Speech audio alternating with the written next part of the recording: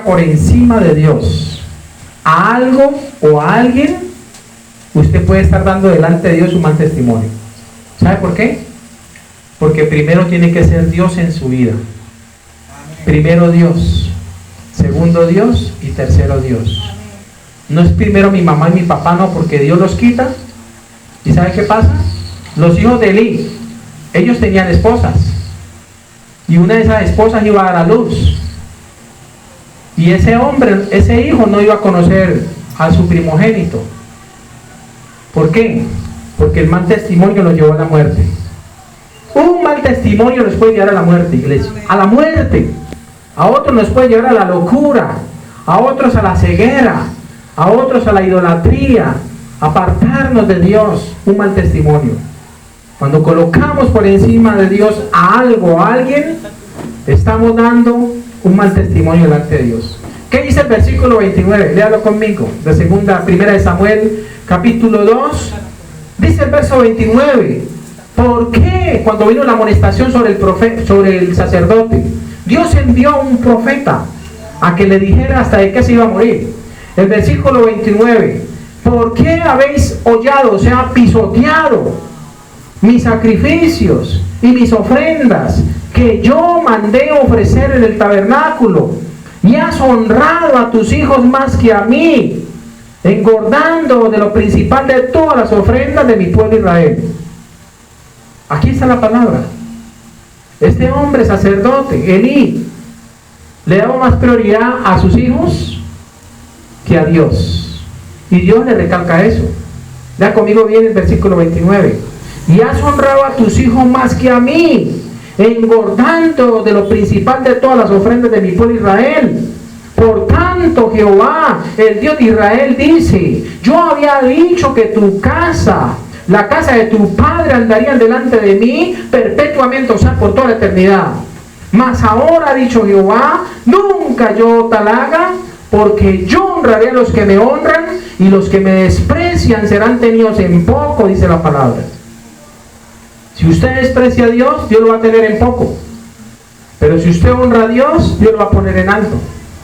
Y este sacerdote con su familia despreciaban las ofrendas de Dios. Le pedían al pueblo: traigan, sí, traigan.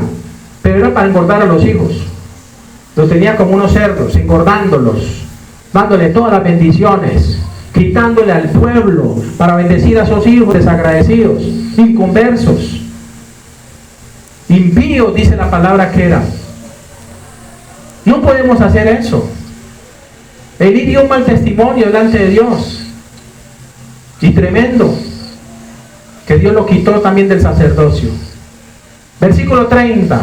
Por tanto, Jehová, el Dios de Israel, dice: yo había dicho que tu casa, la casa de tu padre, andarían delante de mí perpetuamente. Mas ahora ha dicho Jehová: nunca yo tal haga, porque yo honraré a los que me honran, y los que me desprecian serán tenidos en pocos. Cuando usted desprecia al Señor en su vida, automáticamente empieza a dar ¿qué? Un mal testimonio. No le importan las cosas de Dios, se burla aún de las cosas de Dios, se burla de lo que el pastor hace o dice, y no hay un respeto ni siquiera por las cosas de Dios, porque no le interesa. Pero tarde que temprano usted se encontrará con Dios. Dice la Biblia: delante de mí vivo yo, dice el Señor en Romanos, que delante de mí se doblará toda rodilla y toda lengua confesará a Dios. Amén. Por muy orgulloso que usted sea, si usted no se acerca a Dios, va a ser menospreciado por Dios y va a dar un mal testimonio delante de la sociedad, delante de los hombres. Si queremos ser personas de testimonio delante de Dios, nunca podemos poner a algo o a alguien por encima de Dios. Hay gente que dice: mi hijo tiene 40 años, y malcriándolo, ya lo malcrió, en vez de mandarlo a trabajar, porque pronto usted le llega a la vejez, ¿y quién lo va a sostener? Y mi niño tiene 45 años, está ahí, la ha metido en la casa. Un haragán, que no quiere trabajar, que no le enseñó y se muere la mamá, y entonces tiene que irse a la calle a mendigar porque no le enseñaron a trabajar. ¿Pasa o no pasa? Esa es la realidad. No, yo a mi hijo no lo botas de la casa, pero enséñale a trabajar al menos, para que cuando usted ya esté vieja o viejo, qué sé yo, si es padre, por lo menos le ayudo, lléveselo a trabajar, enséñele a trabajar. Porque por eso es que se crían haraganes y lo ve uno en los parques metiendo vicio, consumiendo droga, con los amigotes y haciéndole mal a la misma sociedad. Porque nunca le enseñaron principios, nunca. Nunca los padres quisieron saber de Dios y por eso Dios dice, yo los desecho también. Porque yo honro a los que me honran, dice la palabra. Y los que me desprecian serán tenidos en poco, dice el Señor. Esa es la realidad, iglesia. Esto es algo serio. Ya para entrar a reta final. Ni siquiera nuestros hijos e hijas, esposas o esposo,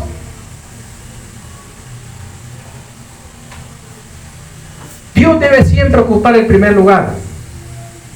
Y si no, pregúntenle a Abraham cuando Dios le mandó a sacrificar a su hijo. Era el hijo de la promesa. Y obviamente su corazón se inclinó hacia su hijo, porque imagina una persona de 100 años. Y Sara también de 90 y pico, y iban a tener un hijo, imagínense, se encariñaron. Todo su corazón se inclinó hacia ellos, el hijo de la promesa. Pero llegó un día en que Abraham como que descuidó su relación con Dios, puso a su hijo en primer plano y a Dios lo puso en segundo plano. Y dice la palabra que Dios le dijo, dame a tu hijo. Se lo pidió, a tu único Isaac. Dámelo y sacrifícalo allá en el monte que yo te diré. Y dice la Biblia que Abraham hizo eso. Y lo llevó allá al monte. En el camino el hijo pequeño le decía, papá, nosotros aquí tenemos el fuego, tenemos la leña para el sacrificio. ¿Y dónde está el cordero? ¿Dónde está el animal que vamos a sacrificar? Y él no sabía que el que iban a sacrificar era él. Y llegaron allá arriba el monte Moriah. Y ya Abraham estaba preparando todo, amarró al hijo ahí, lo ató. Y en ese momento le iba a meter candela para el sacrificio. Porque Dios se lo pidió y él estaba siendo obediente. Por eso cuando Dios nos pide algo, por muy difícil que sea, tratemos de hacerlo. Y dice la Biblia que él fue padre de la fe porque él le creyó a Dios. Y su fe le fue contada por justicia. Y llegó allá y puso a su hijo y sacó el cuchillo y ya lo iba a degollar como sacrifica al animalito. Y escuchó una voz del cielo que le dijo, detente, no le hagas mal al hijo. Y cuando miró así, vio un cordero ahí trabado en sus cachos y dijo, ofréceme más bien ese. Dios no permitió, lo estaba aprobando. Nosotros podemos estar siendo probados. ¿Cómo fue el testimonio de Abraham? Fue bueno. Y no es que Dios a usted que me escucha aquí hoy en día le esté pidiendo a su hijo, no. Dios le está diciendo, deme a mí el primer lugar. Porque muchas veces formamos ídolos de los hijos, de las esposas, de los esposos, y primero Dios tiene que ocupar el primer lugar. Amén. Primero Dios. Y ahí para allá lo demás. Primero Dios. Por eso cuando usted se sacrifica por venir aquí cada 8 días, le están dando el primer lugar a Dios. Y el diablo se levanta, y el diablo se enoja, y hasta trae escasez, miseria, qué sé yo, pero usted dice, no, yo le creo a Dios. Y Dios va a honrar esa fe. Amén. Dios va a honrar esa fe. Escrito está que Elí el sacerdote puso a sus hijos por encima de Dios, ya que ellos fueron su prioridad y no Dios. Y esto atrajo el juicio de Dios sobre su casa, sobre su familia, dañando así el testimonio de toda su generación. El versículo 32 dice, verás tu casa humillada, le dice el profeta de Dios a este sacerdote. Verás tu casa humillada mientras Dios colma de bienes a Israel, y en ningún tiempo habrá anciano en tu casa. O sea que toda esa generación no llegaría a la vejez. Todos morirían en edad viril, dice la palabra. Cuando dice edad viril, se refiere a que no iban a pasar de los 25 o 30 años. O sea que no iban a haber descendencia. Toda esa descendencia iba a caer. ¿Por qué? Por la desobediencia a Dios. Lea conmigo el versículo 33, primera de Samuel, capítulo 2, verso 33. Dice la palabra, el varón de los tuyos que yo no corte en mi altar, será para consumir tus ojos y llenar tu alma de dolor. Y todos los nacidos en tu casa morirán en la edad viril, dice la palabra. Y te será por señal esto que acontecerá a tus 2 hijos, Ofni y Finnes. Ambos morirán en un día. Y así pasó. Ambos lo mataron el mismo día. Porque ya Dios había resuelto hacerlo morir. ¿Sabe por qué? Por desobedientes. Por no escuchar el consejo sabio de Dios. por desconocimiento de la palabra. No quisieron saber de Dios. No se convirtieron. Vivían de apariencia, dando mal testimonio simplemente. Y así viven muchos desafortunadamente. Ahora, después de estudiar las 4 razones bíblicas por las cuales podemos dar un mal testimonio delante de Dios, vamos a ver brevemente las 3 razones por las cuales debemos guardar y cuidar nuestro testimonio delante de Dios. Amén. 3 razones por las cuales debemos guardar y cuidar nuestro buen testimonio. La primera la encontramos en Hebreos capítulo 12. La primera es porque hay muchos testigos invisibles, o sea, espirituales, que observan nuestra conducta. Escuchen bien. ¿Cuál es la primera razón por la cual debemos guardar y cuidar nuestro testimonio? Porque hay muchos testigos espirituales. Escúchenme bien. Hay muchos ángeles espirituales que ustedes no lo ven, pero sí están viendo lo que usted está haciendo. Y más lo que usted hace a escondidas cuando nadie lo está viendo. ¿Qué dice Hebreos capítulo 12, versículo 1? Dice el apóstol Pablo: por tanto nosotros también, teniendo en derredor nuestro tan grande nube de testigos, despojémonos de todo peso y del pecado que nos asedia, y corramos con paciencia la carrera que tenemos por delante. ¿A qué nos manda Dios? Primero, a despojarnos de todo peso. ¿Cómo así que de todo peso? No estamos hablando de pesos de dinero. De todo peso es de toda carga emocional que usted tenga. Dios te dice: despójese, porque esa carga emocional, ¿sabe qué va a hacer? La va a llevar a mucha gente no temerosa de Dios. Cuando tenemos problemas, vamos y nos desahogamos, como en el pasado muchos se desahogaban, quizás en el licor, quizás en otras cosas. Mucha gente bajo una depresión va y más bien hace cosas que no tiene que hacer. Pero si somos hijos de Dios, dice el Señor, despojémonos de todo peso. ¿El peso qué es? Diga, las preocupaciones, los problemas, las angustias, el estrés que usted puede estar teniendo. ¿Sabe qué le dice Dios? Despójese de eso, porque esa carga no la va a dejar avanzar. Esa carga no lo va a dejar avanzar a usted. Despójese. Y después dice, de todo peso, ¿y de qué más? Y del pecado que nos asedia. O sea que a nosotros nos asedia y nos rodea el pecado. Por eso siempre hemos tentado a hacer ¿qué? Lo malo. A dar un mal ¿qué? Testimonio. Y muchas veces no nos importa. Por motivos de conciencia no nos importa. ¿Qué me importa el que dirán de la gente? Yo hago con mi vida lo que yo quiera. Muchos decimos eso. Nos justificamos. El apóstol dice: por tanto nosotros también, teniendo en derredor nuestro tan grande nube de testigos. ¿Sabe a qué se refería el apóstol Pablo? A los héroes de la fe del capítulo 11 de Hebreos. A todos los grandes hombres, los patriarcas, Abraham, Job, a todos esos grandes, a David. Menciona a todos esos héroes de la fe en el capítulo 11 de Hebreos. Esos son testigos espirituales que ya están en el cielo y están allá animándonos. No dejen de congregarse, no dejen de buscar la presencia de Dios. Apártense de esas amistades que no les convienen. Apártense de esas amistades que no les convienen, que por motivo de conciencia sabemos que no nos conviene y seguimos al lado de esas personas. Y no nos conviene, pero esas personas nos van a llevar al fracaso, nos van a llevar a la desobediencia, nos van a llevar a dar un mal testimonio. Apártense de esas personas por motivo de conciencia. Y dice la palabra, hay una nube de testigos, que en este caso son esos grandes hombres de Dios que están en el cielo y pueden observar lo que hacemos los hijos de Dios aquí en la tierra. Aparte de ellos están los ángeles de Dios. Siempre lo he dicho, como mínimo usted tiene un ángel que está todo el día con usted y le está hablando a la conciencia, le está mostrando el peligro, lo está guiando por el camino del bien. Pero cuando nosotros hacemos lo malo y nos rebeldizamos, ese ángel nos da la espalda, porque no pueden ver el pecado que nosotros cometemos. Nos dan la espalda, así como Dios le dio la espalda a Jesucristo en la cruz, porque nuestros pecados están siendo arrojados sobre la humanidad, y eso no lo podía ver el rostro de Dios.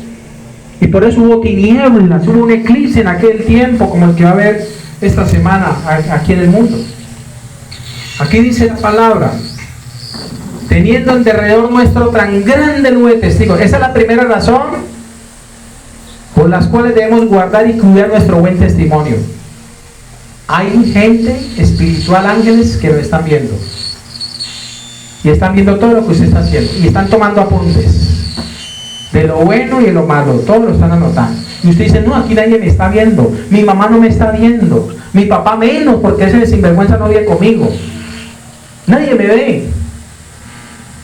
Pero los ojos de Dios, dice la Biblia, están en todo lugar, mirando a los buenos y a los malos. Amén.